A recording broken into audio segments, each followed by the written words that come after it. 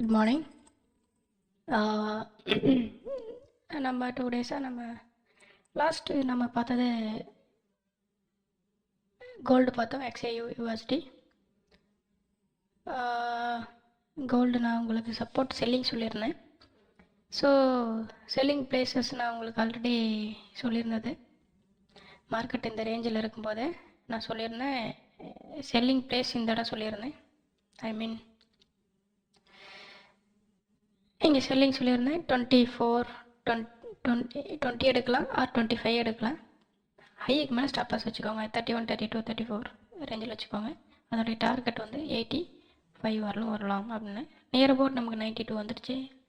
So நம்ம இங்கேயே ஒரு நல்ல ப்ராஃபிட்டை புக் பண்ணிக்கிட்டு எகைன் வந்து மண்டே மார்க்கெட்டு கம்மிங் அப் மேலே வரதுக்கு வாய்ப்பு இருக்குது.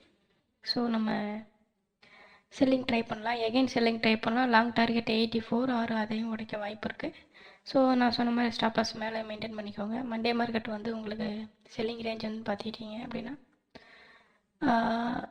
இந்த ரேஞ்சில் எடுக்கலாம்.